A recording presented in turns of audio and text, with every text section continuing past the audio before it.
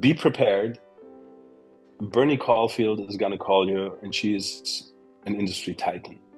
Bernie called me up and told me, okay, so we're doing season 2 of Three Body Problem. Your agent sent us your resume and it's kind of empty, but we saw what you're doing and it's really very fresh. So I have a strong feeling you could be a good fit, but it's a dare. Nice. And she said, well, write them a letter about yourself. Maybe that'll help you. And I wrote a long letter, and I addressed the elephant in the room. This is why I haven't done more films. Okay, this is the weakness, and I'm aware of this, but I can assure you. And that worked. So she sent it off to the guys, and then she called me back. All right, see, you got that in. I love this feeling. Like when you have the feeling that may be a little too big for me, or I just wipe this one away, and be aware of that. It gives you the humility, and you don't lose the focus because you're kind of on uncharted territory. That's when you grow. You all see, the industry giants, people who work on those projects, and what we do, we kind of tend to dehumanize those people that they're experts, they have all the agency, they have all the tools, the budgets, so they don't feel things, they don't figure things out. They just do, they just know how. Many people are so good at pretending, and they figure out a strategy often. Okay, this is kind of my survival strategy. I don't believe in this. I think it's better if you face your demons and be open about that, then you figure stuff out and you get more trust, even though in the short term, it may throw you back a little bit. Maybe it's sometimes easier to walk in and have like this armor and go like, have it all figured out. And then you're sweating somewhere in the corner. Yeah. Like, how can I do this? No, I have the feeling when I'm working with people, if it's on set or just in life, that if they are honest like you are, I trust them more. If you don't have the ability to excite people, it doesn't matter how amazing your stuff is. You have to be able to say, isn't that great? Right? Not in a cocky way, but with all the reality that it is. You made it, you gave it so much love and time. Certainly is great, but you have to excite people.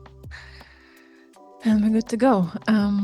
Hello and welcome to Ambitiously Intelligent. I'm gonna introduce you, Johannes Mücke. You are art director, production designer, writer, and director. That's a very impressive list. Thank you so much for making the time to talk with us today.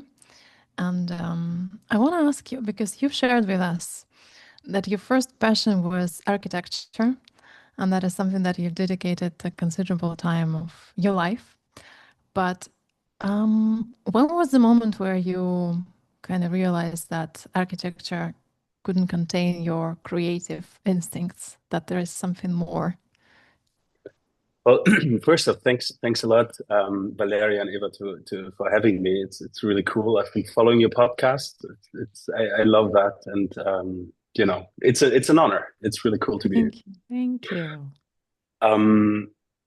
So architecture was always kind of the safe choice for me. I was too coward of not being able to one day sustain a family by being an artist. So I said, an artist is dangerous.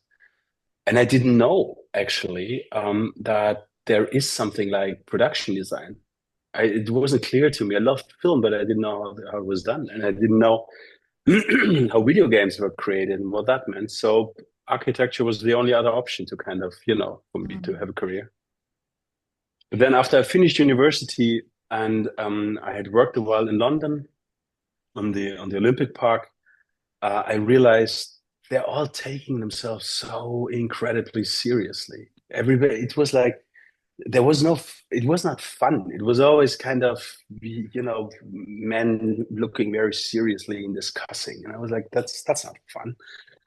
And that made me actually say, you know what, I don't want to play this, the black turtleneck game anymore. I want to do something different. And I looked around. And you found? Yes. And first off, I found nothing. Because I went from London back to Vienna. I didn't know what to do. And I posted it was back then it was called conceptart.org. It was a forum for aspiring artists and concept artists and also industry professionals. And I just posted my stuff to see, how it lands and what, if people like it. And then Rockstar Games contacted me, and I was like, "What?" And they hired me quite straight away as a concept artist and then art director on Max Payne 3, and that was a really good jump right into the fray out of architecture. What may I ask you what you posted? I'm so It curious.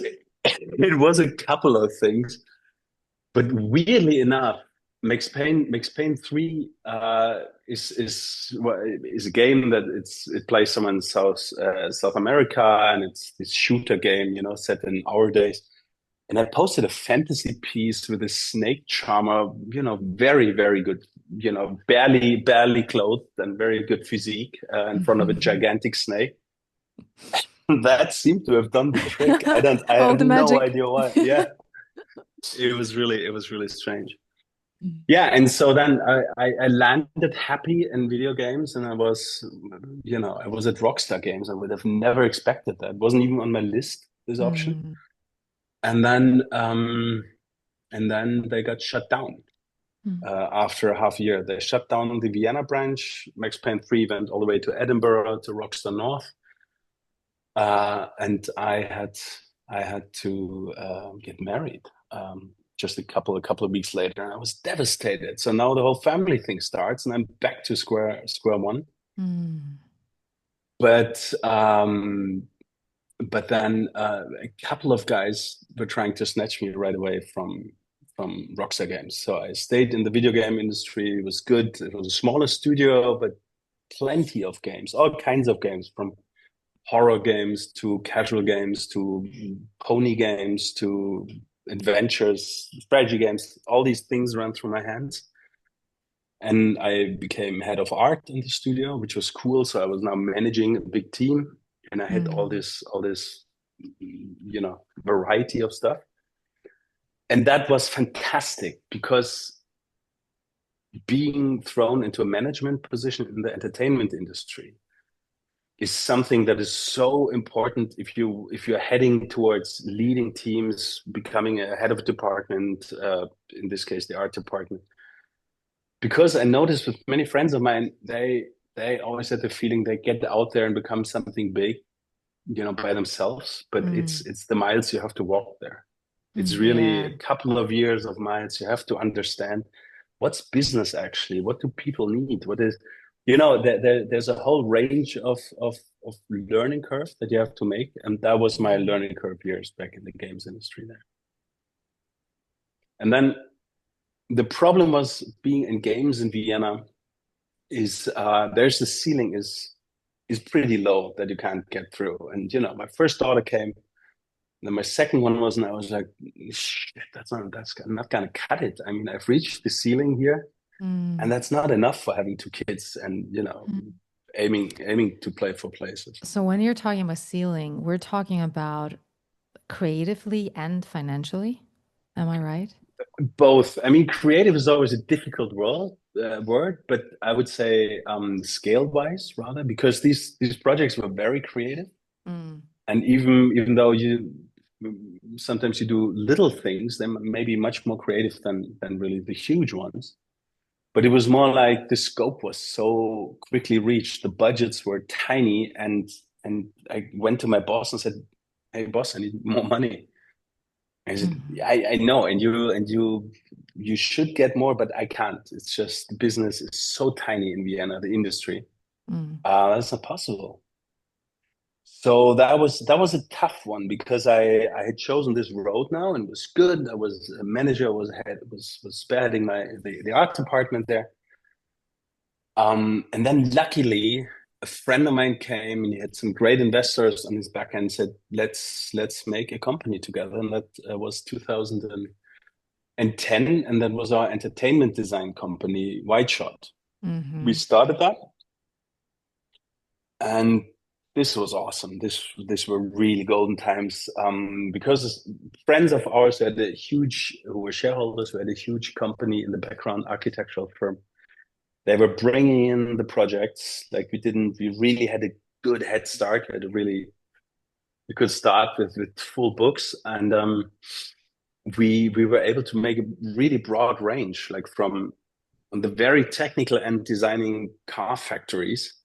And they're going over hotels and villas and entertainment parks, over film, all the way to video games, where we were able, with a staff of about 30 people at one point, to scale up and work internationally. Nice. So this was the scaling moment and also the financial moment. So that really helped. That was really, okay, cool, awesome. That's a new next step. In the meantime, I had started to work with Roland Emmerich, which was my big entrance. Yeah. I think that would be interesting to stop there a little bit. Sure, of course. Because I mean, that's a big name in the industry. I mean, you're talking about Independence Day. That's huge.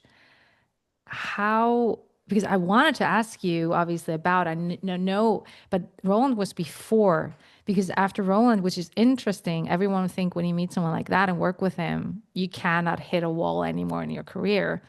But you talked about that you hit, exactly. You talked about you did hit a wall, and that's how you financed and, made your own short.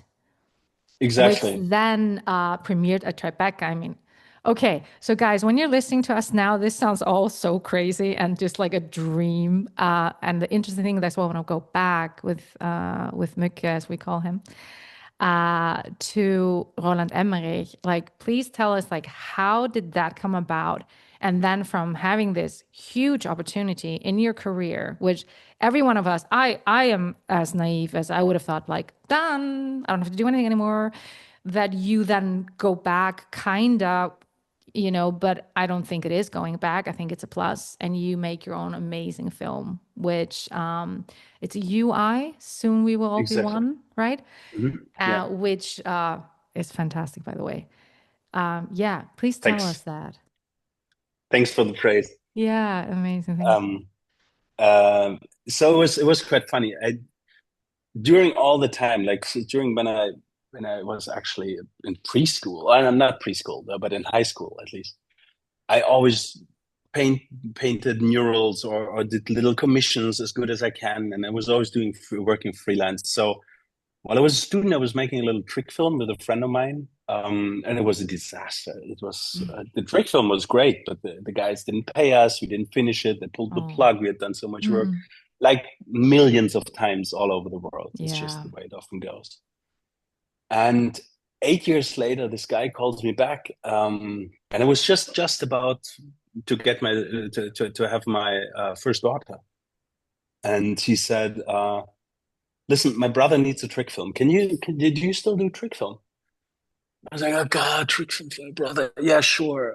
I'm thinking to myself, yeah, all right, I'll meet him and push it off, somehow, and recommend someone else. All right, I'm going to call him. So I called this guy, wanting to make, an appointment somewhere in a cafe house in Vienna or something. And he said, oh, okay, I'm sorry. Quite obviously, my brother didn't say who I was. I'm the producer of 2012, this new film of Roland Emmerich. And we need this little clip in this film, which is featured pretty big. It's the exposition, the Charlie Frost clip, where Woody Harrelson and John Cusack kind of ponder over this trick film. And so, quite obviously, my whole game plan changed in a fraction of a second. I was like, yeah, now sure, I do tricks. That's all I do with trick films. Yeah, of course. Exactly. I'm here. Right? I'm here now. No, for sure. I mean, you're at the best. So he said, okay, show me your website. I had shit on my website. I was like, yeah, note to myself, update website right after the call. No, show it now. I was like, oh God, all right, okay, here's my website. And he looked at that and was like, yeah, all right, now I think I'm good. I was like, no, come on, please, just give me 5 seconds of a pitch for you. I'll do this little thing. I mean, the story goes on and on. I did the pitch. Next morning, my daughter, my then wife, gets into labor, I just sent off something to him. I didn't even, I had one night and just sent him a work in progress. And then I thought, okay, so my daughter's coming and this other door's closing. It's probably a fine deal. It's good. And right there in the hospital, I get the call, great, you're hired. No. What? Yeah, it was great. It was just moments before Hannah came. Yeah. You know what I find fascinating in all those stories is how you speak, like sometimes artists do speak about life as it's something that when you go and do art, life just stops and it's being delayed and you have no time, you have to prioritize. For you, it feels like everything coexists, like you have your daughter, right then there is the pitch and you get the project. And it's so beautiful that you can manage both and pretty successfully. But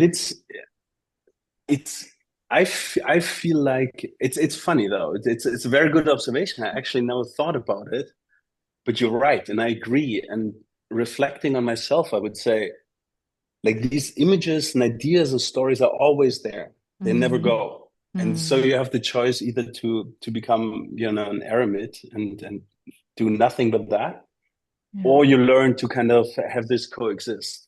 And I think since this is always flying around, I'm learning that. It was really funny today. My producer came to me, and there's just a little thing we have to design that's complicated for this current show. And I told her, all right, I need a shower. And she was, what? No, oh, sorry, I didn't explain.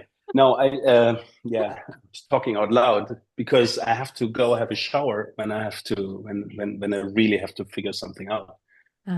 Because I stand there, you don't hear anything. You are in a space. I start swaying there. It becomes like instant meditation.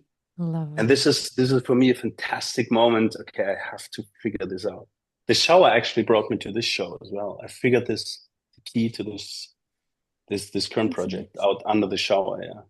Wow. Okay, so we're Roland Emmerich. You were just, as we know, how beautiful it is when we have our kids. That is the biggest thing. At the same time, you're in your career which is for a lot of us, I would cry, I think. You're getting there. I would like cry and scream and jump around and be like crazy. Yeah. You're getting this yes. And so you worked on the film. But from home in my underwear, in this little table next to the bed, in the shower. Yeah, exactly. It was very private back then, everything. And that's what exactly. So I did this whole thing and it went well, and I kind of clicked with the producer, and then I flew a couple of times to LA to meet Roland and talk about projects that he's already thinking about. But it was always remote working. And they kept asking me, well, can you also do the title sequence for the film? And again, oh yeah, of course. I mean, I should have mentioned that I'm a title sequence expert.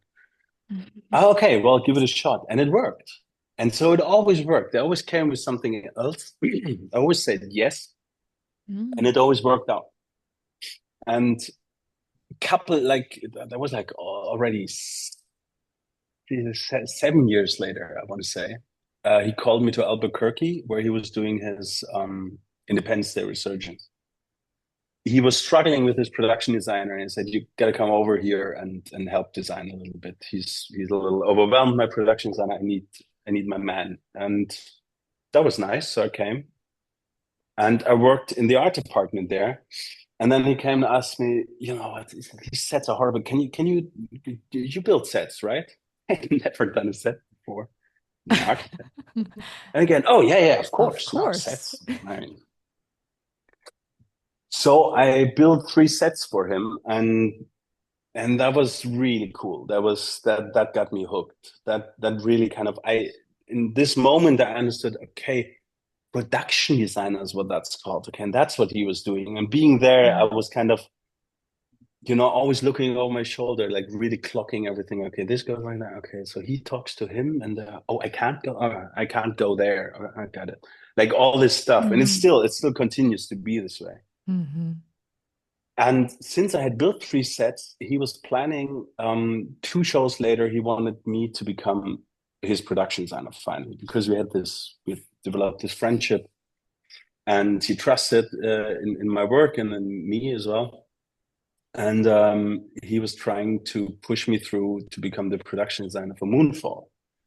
And we were I couldn't talking believe about it. here after 2 films. Like you are Yeah. working on 2 big films with him. You've built the set. Yeah. Well, 3. White House Down was in the middle. Oh, So I was 3 on White even. House Down too. Yeah, yeah. Okay, which Yeah. is for me, I would say, made career done. You know. Yeah. Well, it wasn't, because I thought, yeah, I'm done. I'm good. I'm here. What I just learned as production design about the studio. I said, really, Roland, are you nuts? This guy's never done anything. He's not in the guild. No, certainly not. And here it was. So I worked as a concept designer. I did all this sci-fi stuff, and the great Kirk Petrocelli, who became the production designer on Moonfall, we did more of the stuff that's on the Earth. But I didn't get more than a glorified concept artist in this project, because I didn't have anything to convince a bigger studio to hire me. So yeah, that was kind of crushing. And I thought, all right, so if that's the ceiling, then I have to get a production designer credit. But how do you get that? It's a kind of a catch-22.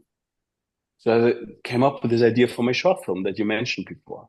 If there's no producer, then I have to be the producer. And that's what I did. I raised money. I was really, the great thing was, it was apparently a good idea, because I got absolutely mad talented people, like Petra Korner, for example, the DOP from Vienna, who does, Shadow and Bone and all these big shows. She said, no money, that's no problem. It's a cool show. I have time. Yeah, I'll do that. God. Yes. And yeah, and we got Tanja Petrovsky, who is also quite a arrived Austrian actress to be the head. Anyways, so I did that thing and made sure that I, next to writing, producing, directing, would also do the production design, because that's the reason what I made it for. And as I said, it was obviously quite cool that the whole thing went to Tribeca, and that created some attention. And that's when this Austrian producer and director, Andreas Schmid, came to me and said, all right, so you got a credit, hey? How about we do this little Austrian sci-fi called Rubicon, and you can do your first feature as a production designer. Very little money, as we all know. Austrian film is just, it's small potatoes, but very creative. And it was amazing. It went so well. And I could build my own spaceship, my own vision. Like, at least I had a budget now, and it was my own short film. And it went really well. We had a great cast: Marc Ivanier, Julia Richter. They were really killing it. And I got the Austrian Film Award for that, for Best Production Design this year. Congratulations again. And that award really helped, bringing all my little bag over there to America and showing everybody. So here it is. I'm a production designer, right? And Roland said, well, okay, that's gonna help, because I'm just ramping up Those About to Die. It's Those About to Die is this big Amazon and Peacock 10 episodes, 10 hours of Roman epic, gladiators, chariot races, Anthony Hopkins, Ivan Rayon, like really big stuff. And he was going to shoot it in Cinecittà. I have to say, when you said that's the one, like, Anthony Hopkins, 10 hours of streaming. Oh my God. No, sure. No, that's exactly what I was heading for. Of course. Yeah. We definitely want to take you back again. But of course, Mücke is like, yeah. This is fascinating that, now you speak about it as it's like something that is, it's like all those bricks, they are aligned and it makes the puzzle, but at the moment it must have felt, like really like a free fall, a little bit. The moment that I arrived was, but I love this feeling. It's like when you have the feeling that may be a little too big for me right now. I just wipe this one away, and be aware of that. It gives you the humility, to really make sure you got your shit straight, you know, and you don't lose the focus, because you know you're kind of on uncharted territory. And that's when you start really kind of, that's when you grow, like really when you explode a little bit. That's always good. The power of saying yes and then figuring out the steps. Yeah, exactly. I want to take us back a little bit about your short film. And how did you were the writer and the director and the production designer and the producer. Can you walk us through all the process, and how did you come up with the story?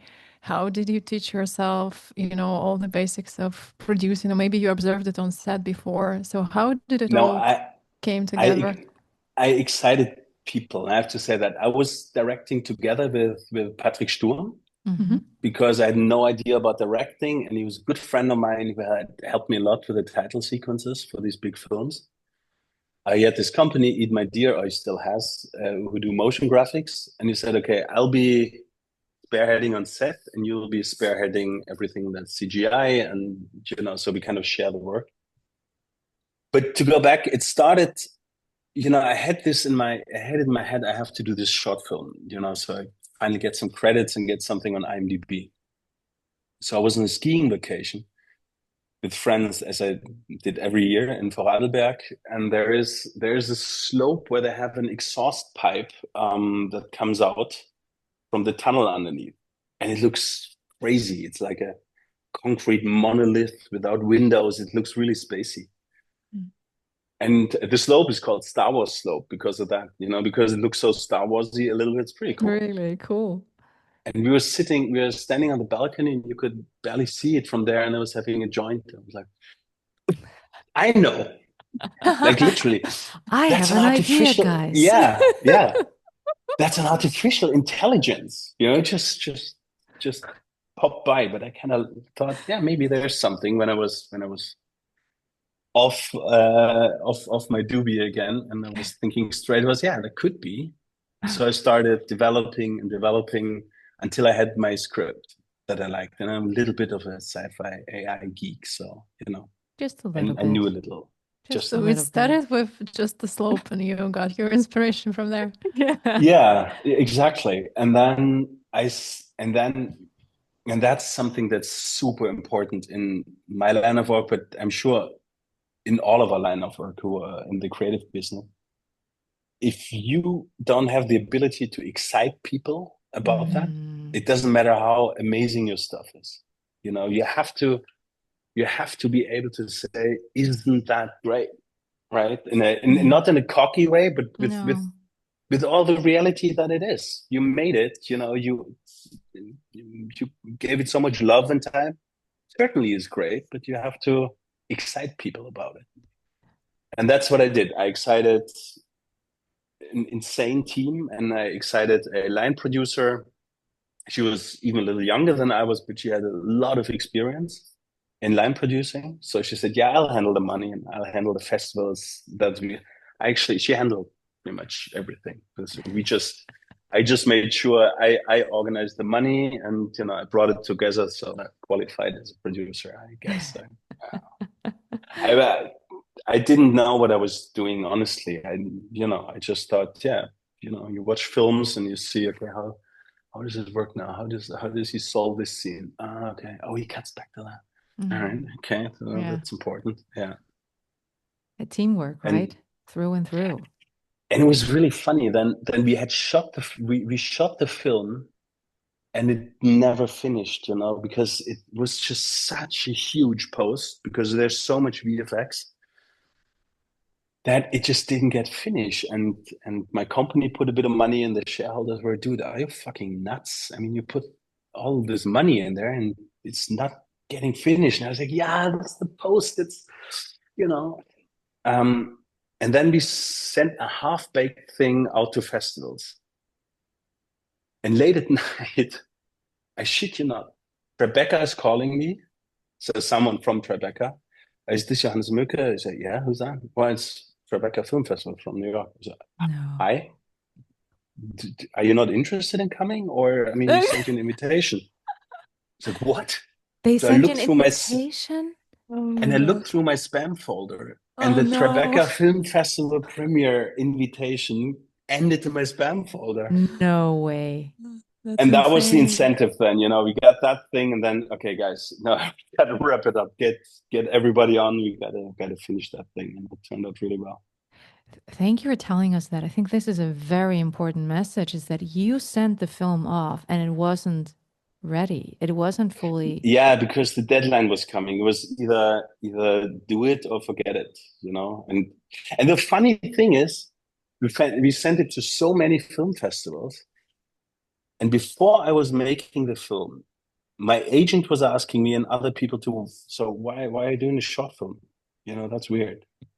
You don't want to be a director? And I was like, yeah. There's that thing with the production designer credit, and I also want to be in Tribeca. I said that a couple of times, especially this festival. It was something, probably the only festival I knew then. I don't know, and so that happened then. Yeah. Wow, but I know that it wasn't like an easy breeze shoot. I mean, the conditions you guys had where you were shooting, it was freezing cold, it was long Yeah, we shot it. hours. I mean, when I say we had money, we had barely had enough money, so we shot it in there is a cube that's 4 by 4 meter, which is a central piece that's inside this AI building. And then there's the whole buildup in what we call Alaska, and, that we shot outside of that building in Vorarlberg at the ski slopes. And for this cube, that's a different story. But yeah, now I tell it because that's another funny Yes, little please. thing. Please do. I don't want to make too many big hoops. So my idea was that this cube is full of switches, and there's only one switch that is off. So it's all these little switches, these click-clack binary switches. Yeah, I don't go into all the concept behind that, but we that have was to the say idea. something because I've seen this and I saw it before and I saw the drawings. So can you please tell us how many switches you had? Yeah, that's the funny thing. It was 250,000 switches that we had in this cube. And the funny thing is, we had an extended weekend to get 250,000 switches screwed into the set. So we got 50 of our best friends, family, everybody into our company because we had the space there. And for 2.5 days, they were all screwing switches there. We got pizza and beer and everything. Okay, keep doing. Here's the countdown. And the funny thing is, we won at Holly Shorts Film Festival. We won the VFX award because they thought it was VFX because nobody would be so mad to screw in so many They switches. should have given you a dedication award or something like that. Maybe, yeah. But it was just so weird to think this is all for real that they thought, I mean, great VFX. It looks real. Yeah. It looks amazing. So real. Jesus, how did you guys do that? Exactly, yeah. And then the good thing about the blizzard that we shot in, because we had this little window that we could shoot, as every film has. And exactly then came a blizzard over the whole skiing area. Mm-hmm. And first we were shocked. Should we cancel the shoot? Should we reschedule? I mean, this is all terrible effort. Everything's booked, you got the equipment, crew. But then we said, okay, fuck it, we just try. We can always pull the plug. And it was amazing. It looked like Alaska. The skiing slopes were taken, like the lifts were taken down, so we didn't have to erase them in post. And there were no skiers in the picture. It was just perfect. It looked really, really good. So they took it down because of it. Because of the blizzard, not because of us. Certainly not. Yeah. They took it up because the blizzard was so strong. But it really looked like Alaska. That's a crazy jackpot thing. Like that is Yeah. amazing. Yeah, I really, I'm knocking on wood, but I feel very blessed. I really do feel I get a lot of breaks. Wow. With this whole gibbon thing, like swinging from one to the other. Austrian slopes, like not having a skier there, that is pretty rare, yeah. Yeah, you really don't have that normally. We were prepared for a lot of posts, and then for a lot of erasing and and rotoscoping and all this stuff. And, Amazing. well, then after Those About to Die, it was really funny. I'm jumping back to the whole Rome shoot with Roland there, to the series. Which was the reason? Like, which is the step you had was Rubicon? Like that was then the feature you had under your belt, so you were able to... Right, and then Roland could get me to Those About to Die to do this big show, and that's when I got a little cocky. I was always friendly and it was great, but I thought, okay, I have a right. This is it. This is awesome. This is where I always wanted to be. I mean, the show's over. I mean, the phones won't stop ringing. People are gonna come jumping into my doors, and I just have thousands of projects to select from. And I came home into the big eerie silence, like really face planted. I mean, obviously, right? Firstly, the show wasn't even aired. And secondly, after it was aired, it wasn't even like that. Being in this position over there, I mean, the art department was 50 people plus all the construction teams and the scenic painters. And it, set tech and props. It was such a huge crowd that I was spearheading. And there was so much, it felt so huge that I thought, okay, this is it. This is it. From here on, it runs. Yeah, yeah. Can I ask you a little bit about Those About to Die? First of all, like, how many sets were you building? Like, how long? What kind of a period are we talking about? I think most of us don't even grasp it or understand it. Right. Like, how big was the team? And then what I would love to ask, like, is there something that like we wouldn't guess was like the most difficult thing? Like, what was the most difficult to, about that job? Right. So okay. So I started. I think we started. Well, anyways, it was 14 months. I don't really know when it started, but it was 14 months in Rome plus a couple of months pre-production. So you can say it was altogether, the gig was 1.5 years of work. I'm sorry to say this here. For 10 episodes? For 10 episodes. Yeah. Exactly. Yeah. And whereas my budget that I had for Rubicon, the film before, was 250,000 euros as construction budget. Now my construction budget was 15 million. So that's, what is that? 60 times 60? Yeah. Or something like this. So it was really scary, really, really scary. But it was also, all right, fuck yeah. Okay, this is fun. This is huge. As you don't have to think. I can do it. Yeah. Yeah, of course. Yeah. We'll make that. And then the very interesting thing was, the biggest sets were obviously the Circus Maximus and the Colosseum. So these were really big. And the Colosseum was in stage number 5, which was the biggest stage in Cinecittà, quite a legendary one, Dante Ferrenti, and they had all built in there. And so that was quite cool. And then I think altogether we had, I want to say 80 sets, but that's with subsets. That's not like one set. So yeah, it's really hard to say because there's little pickups here and there. So it was a lot of sets. The most interesting part was for sure the virtual production part of it. 40% of what we shot was in this, the virtual production, the volume stage, where you have this gigantic bent LED wall and a rotating stage where they shot Mandalorian and 1899 and these big showcase films for virtual production. And we did a little bit more than 30 sets on this stage. And I just had a lecture about that. I mean, that's a whole different thing. And that was quite challenging, but cool because I knew about virtual reality and games and all the virtual backgrounds and could now marry this. So I felt very confident with that. Even it was super hard, super steep learning curve. We did a lot of mistakes. It was still very young technology then.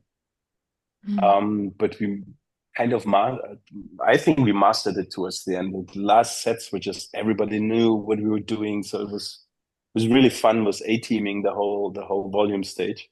Nice. But the most challenging part for sure is for me, and that's also in this show right now, is you have to show everybody you know exactly what you're doing. And that doesn't mean creatively, because that's fine.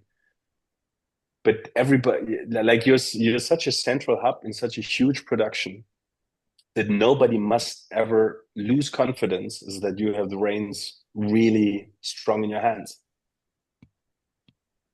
And at the same time, I didn't know what I was doing. I had never been in an art department. I never learned that. I had to be there and learn it while I was doing that, whilst giving people the confidence that I know exactly what I'm doing.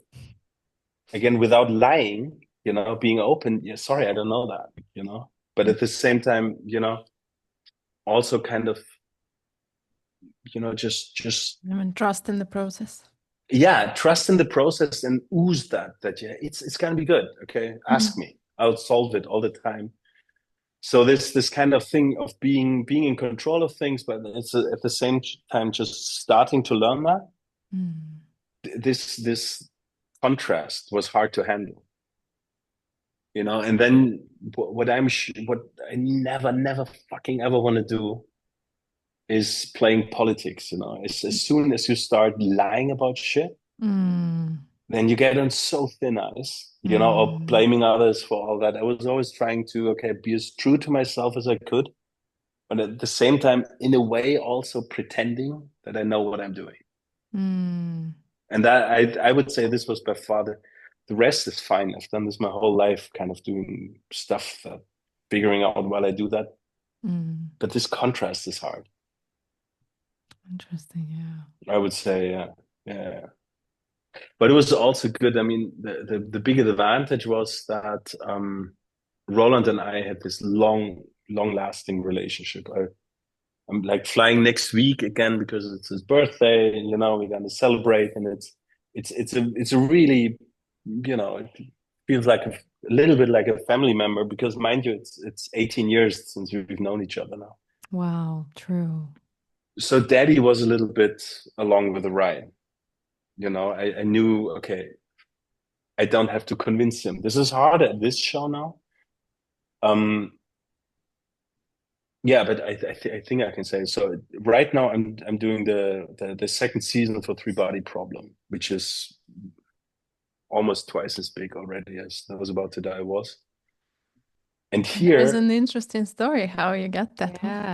Yeah, it's true. Yeah, but just to jump ahead a little bit, the thing that's tougher is not that it's bigger, but that I have to earn my trust, which I had from Roland already. And I Was About to Die. And they don't know me. They said to me, all right, okay, prove yourself. Here you go. And I'm still, I think I was a little bit too honest in the beginning. That's a feeling that I have, that I was like, all right, okay, I'm going to figure it out. I wasn't full chest in, okay, I know what I'm doing. And a production doesn't forgive that. They all remember, it's great, it's running well, we have I'm so thrilled about what's happening here. We're extremely proud of these sets, but I still think, shit, I should have been a little bit. I'm still figuring this out. I'm still, you're being live in my internal process, so this is more kind of a stream of consciousness, non-reflective. But at this point, as I'm talking, I have the feeling I should have a little bit bigger balls in the beginning, maybe. That would help you. That people start believing you more. If you're a little bit more. Again, maybe not. It's really, I'm figuring this out. So okay. I got it. Yes. No, So that's the a way it very happened was Mhm. was pretty. Sorry, No, no, Valeria. no, no, no. Please go ahead. It was something that I wanted to ask along the lines. No, but please do, because I think I'm really searching myself. I wanted to say that thank you so much for sharing your inner process and for trusting us with this, because I think this is what's important and what the audience wants to know. Because we all see, the industry giants, people who work on those projects, and what we do is just like normal people, audience, people who get excited about those big events. We kind of tend to dehumanize those people, that they're experts, they have all the agency, they have all the tools, the budgets, so they don't feel things, they don't figure things out. They just do, they just know how, they know, like, they have, as you said, like big balls. But that's not what's happening really. And this is No, so it's not at important that you're all. speaking about. Yeah, and it's funny. And it's not only in this industry. It's everywhere like this. Many people are so good at pretending, and they figure out a strategy of, okay, this is kind of my survival strategy. And I don't believe in this. I think it's better if you face your demons and be open about that, then you figure stuff out and you get more trust, even though in the short term it may throw you back a little bit. Yeah. But it really helps you process this stuff and find the knots, and kind of, all right, I gotta unwind this one. All right, that was my problem here. Okay, and then move on. And there's many. It's quite intimidating when you see all the producers and the showrunners, and you're in very close collaboration with them, and then all the other heads of departments, the DPs and the stunt guys. And most of them are so confident that it's intimidating. But if you spend 1.5 years with them, there are these moments when these armor kind of chinks and crumbles, and everybody has this demon behind them. They're just better at hiding those. Hiding it. And yeah, and it just doesn't. Yeah, I think this does something bad with you, and that doesn't help you doing that. The question is also, and I think it's beautiful what you do, and I think it's a plus. I know that maybe it's harder because maybe it's sometimes easier to walk in and have like this armor and go like, have it all figured out. And then you're Well, you have to sweating, build it first, right? or you have to build it, and then you're sweating somewhere in the in the corner, Yeah, like, how can I do this? I don't know. I have the feeling when I'm working with people, if it's on set or just in life, that if they are honest like you are, I trust them more. yeah, Even if I just talk about doctors, like going somewhere totally different. If a yeah. I doctor agree. tells me, you know what, I am not sure, I don't know, Yeah. I wanna, then I start to trust that human being, because I'm like, And then you want to okay, go back to this guy, yes, because he's not shitting you. He might not know yes, it. He'll figure it out, but he's But that's honest how you about it. build connection. You said it yourself that you and Roland, 18 years. Yeah. That's probably a testament to who you are as a human Yeah. being as well. Yeah, exactly. Because, yes, sorry. No, Just and it's wanted to also, mention that. and Roland is similar. It's obviously, as a director on a gigantic project like those about to die,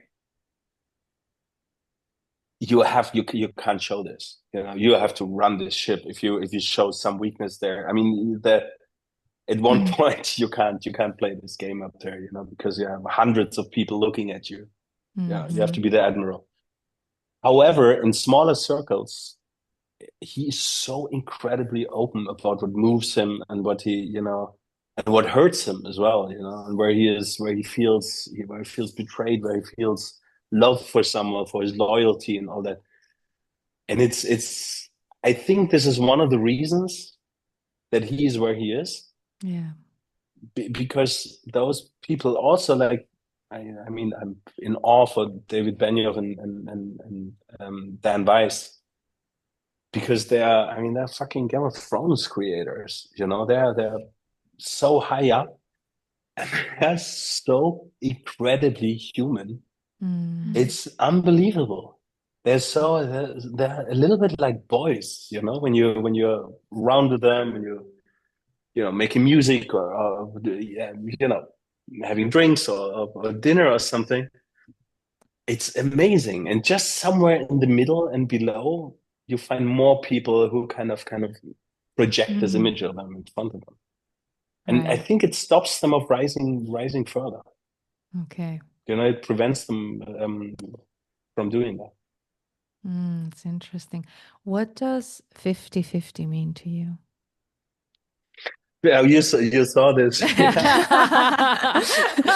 Glad you asked. First of all, I was quite purposely sure. Yeah. First of all, I love tattoos. I have, Uh-huh. tattoos myself, and all my tattoos How many do you have?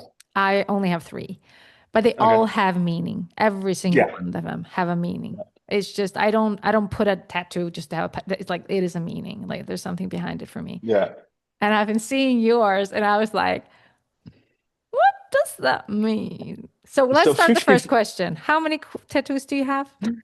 One, and it's gonna stay that because it's very important to me. So I don't want to. I have the 50, feeling I would. Yeah, I have the feeling I would weaken it if I had another tattoo. Interesting. Which is, no, it's the same silly, here. but No, it isn't. right? That's why I have 3, and I will never get more because 3 is for me a magic number. It is so powerful, and I knew this third one was missing because I needed the number 3. 2 didn't make it. Like I don't know why, and that was it. There's not gonna come. That's just it. Same. 50-50 has 2 meanings for me. So the first one, I made it after my divorce in 2019, and it was not very amicable. Okay, that's fine. We don't fit together, and let's try different ways. And we are a patchwork family. It wasn't that at all. It was kind of could make a movie of that. So we were very angry at each other, and I was very angry at her, and then I forgave everything, and it was really, I'm not mad at her at all anymore. Even though we don't speak anymore, I'm not barely, it's more a couple of texts a year. But I understood that there's always 2 sides to everything. There's no truth at all. If there is a whole side to her story and a whole side to my story, and everything is 50-50. It's there's no one. I don't believe in truth. I just believe in perspectives, and if the perspectives don't match, doesn't mean that one is right and one's wrong. And that's what I like about the 50-50, that there's never 100 in terms of this. And the other thing is when I have to give a huge speech or lecture or something that I'm really getting nervous before, the last thing I say before I go into the limelight or something or whatever is, all right, 50-50, because it's kind of my battle taunt. Because I tell myself, all right, there's a 50-50 chance I can make that. And this is what really turns me on. 50-50 is perfect. That's this moment. David Bowie said that once, and I like this so much. When you walk into the water, there's this moment when you're just about to lose the ground under your feet. This is when you start to create something great. Something along the lines of that. There's a huge kind of snippet from an interview with him, which I admire so much. And that's what it is. If the odds are 50-50, that's when you feel it, when it starts tickling and you do it. So it's my battle cry, 50-50. And then I throw myself into the fray.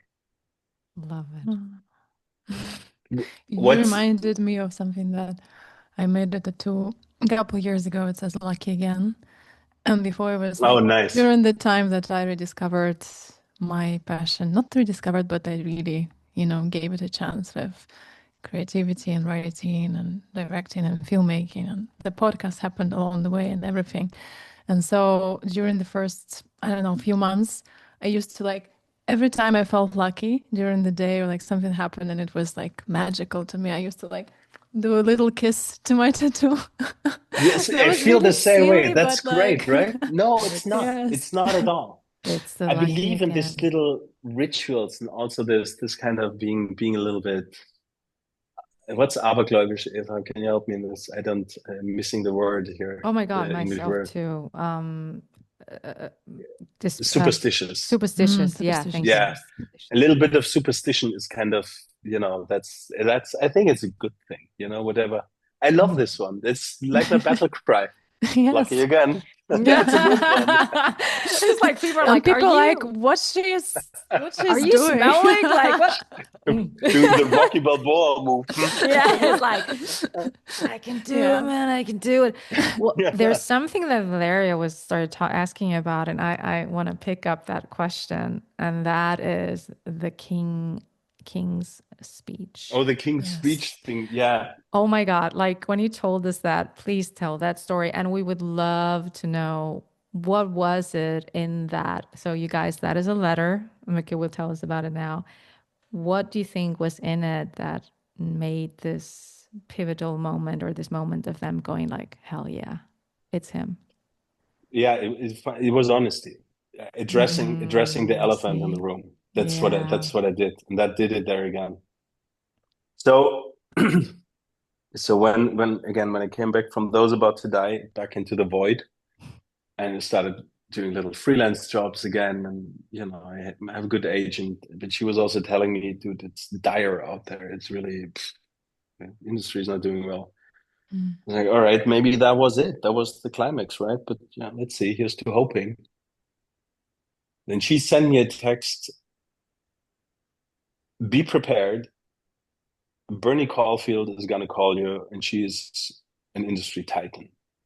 I was like, okay, who's Bernie Caulfield? Oh my God. Okay, she's been she's been a TV producer. I believe she became really big with the X-Files, and then she produced Game of Thrones and all kinds of. She's an animal. I admire her so much. And she didn't even have the time to call me because that's how Bernie Caulfield is. She just does it. Right now picks up a phone, does something. And I was on a boat with my family doing a vacation in Greece. It was kind of after a couple of drinks late at night. And Bernie called me up and told me, okay, so we're doing season 2 of Three Body Problem. And here's a problem. Your agent sent us your resume and it's kind of empty. But we saw what you're doing and it's really very fresh and very interesting. And you come from design and concept art. The second season is going to be a huge space opera. So I have a strong feeling that you're a good guy, that you could be a good fit, but it's a dare. The showrunners, David and Dan, don't want you because you have done just one show. That's not enough for us. So tell me about you. So we started having a fun conversation. I had 2 wines already in, so it was the tongue was loose, and we were talking, and I was telling you about my experiences and my approaches. And she really, really liked that. And she said, all right, okay, listen. So there's no way I can pitch you again without something. I thought it'd be good. And I don't know where it came from. How she became kind of my patron without knowing me. It was really so bizarre. One of the industry giants just decided she would become a patron of mine. Nice.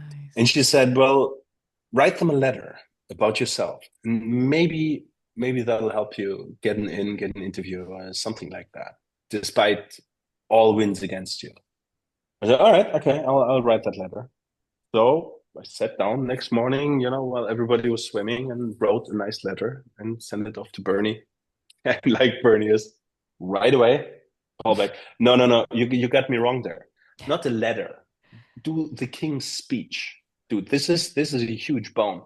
You have to write as if your life depends on that. That might get you in.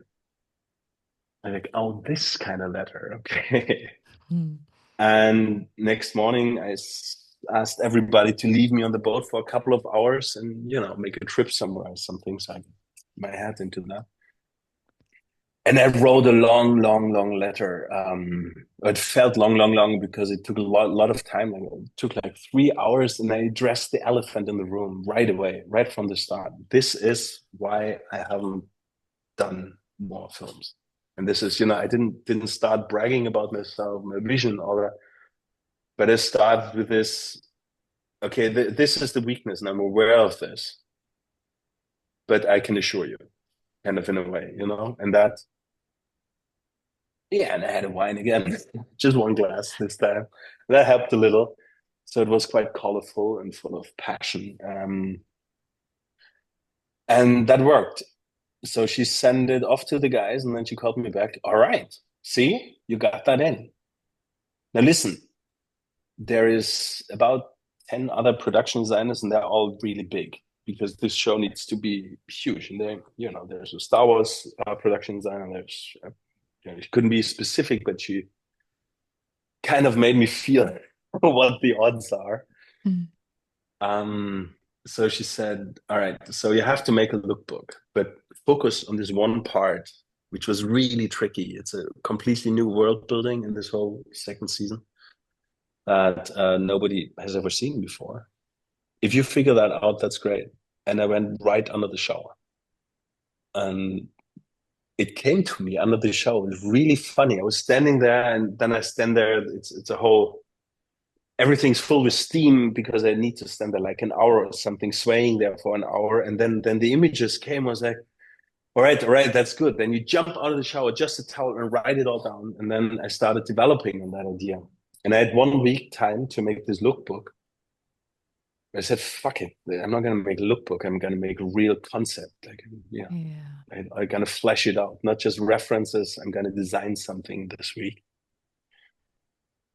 And then I sent it out and I said, all right, so let's talk. And you present it. I presented it. And 2 days later, she called me up and says, do you have a bottle of champagne? You kick all these production designers out. Pop it now. Yes. And but again, this was such a bone again, she just decided, all right, I'm gonna get this guy in for some reason. Against all odds, with a marginal, with just a one show track record. But that is what makes her just brilliant. I think so. This is her magic. Her magic is X-Files and all of these. I love all the shows. That's what makes her so successful. It's her instinct. It's really, really funny. We have one set, and obviously I can't talk about it in detail, but it's a tricky set because it's very minimalistic. There's a different way to approach that.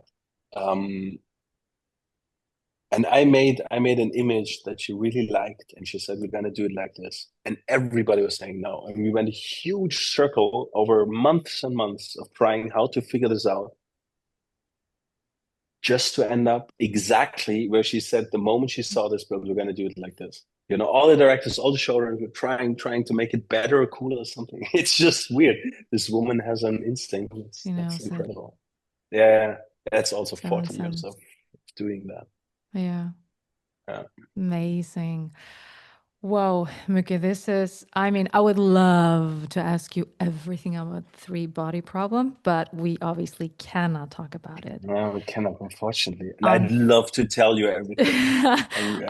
Wait a second. We can invite him the second time. Girl, we're going to do that. That's for sure. We will get you back on here when you can talk about it. And maybe show us, of course, of that. By that all would be means, amazing. That would be amazing. Yeah. But there are certain things maybe you can tell us, like how long have you been working on it now? Like how many sets are we talking about again? Are there things like that you can tell us? Like how big is your team this time around? Yeah, so the budget has kind of doubled from Those About to Die for 10 episodes. It's a little shorter than that, but it almost doubled. I've started in August last year, and we'll wrap in January next year. So that's, what is that? That's kind of like 1.5 1 year, 7 months or something. Well, 6 months, something like that. And we're currently breaking a couple of records with the most. I can't tell. Damn. Sorry. Okay, we're not gonna ask. No. Okay. Oh my God, you guys! First of all, we all need to watch the 3-body problem. That's for sure. I love it. I loved the first season. Just adored it. Also, please, we will have in the show notes. Mücke will provide that, definitely the links to where we can see his films. On which platforms it is, and we will just have the links in the show notes. So, and also to your work, and if people want to work with you or reach out to you, so where is the best place to do that? I'm very open about my email and my phone number. They're on my website and everywhere. Just reach out. We will put that. Fantastic. Thank you so much. We will put that in the show notes too. Yeah. And we just want to thank you. Thank you for your precious time. We know you're really busy.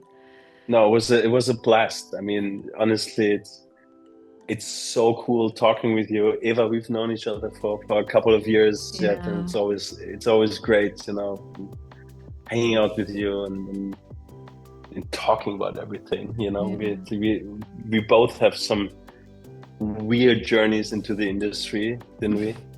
Yes. So yeah, I love talking to you guys. It was really cool. Thank you for having me. Please come again, and we can then talk about the 3-body problem. Love to. I show you everything. Yes. I won't hold back. Yeah. We're here for this. Thank you. This has been amazing. All right, guys. Thanks a lot. Thank you so much.